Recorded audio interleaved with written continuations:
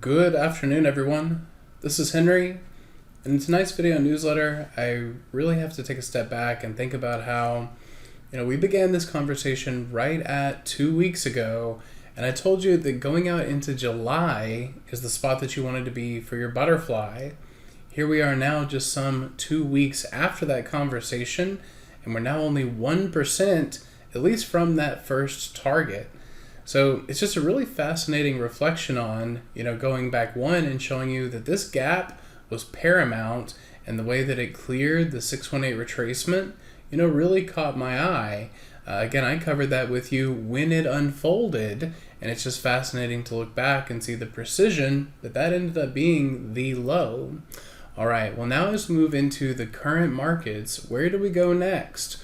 And I really do not think that you can come into the perma-bear stance, or the traders that look at this and say, well, at least a reversion to the mean, right? At the very least, we can come back to the 21 EMA, and then that'll be more of a two-sided market. Remember that if you're working a reversion to the mean setup, the mean is moving, right? What is the angle of attack of that mean? Which way is it going? Well, that means that this current 685 is going to turn into 86 and 87. So what you may think would be a normal move back to here will actually end up being a normal move when that moving average is up in here, right? So I just don't think we can lean on a crash, massive pullback kind of scenario to this level right now, but instead must look at a one-day time framing personality. Now, that was a little bit tough on this move, granted, because you did close below the low of the high bar, and that is one way of looking at reversal patterns. But outside of that, and what today has still held on well, is that every day is just a little bit better than the day that came before it.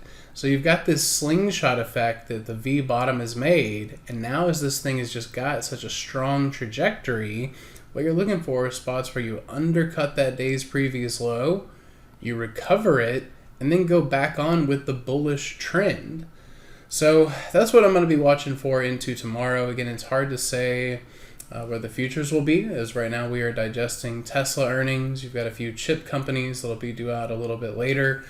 But in summary, it's just to say that if you are looking for another trade, if these Fibonacci levels have served us so well to this point, well, that implies that the 1272, the 1414, and the 1618 extension will also be helpful, and I would have you make note of those. As far as other stocks go, we do have positions like Cisco in the chat room, but these are not positions that I don't think anyone can add to at these levels.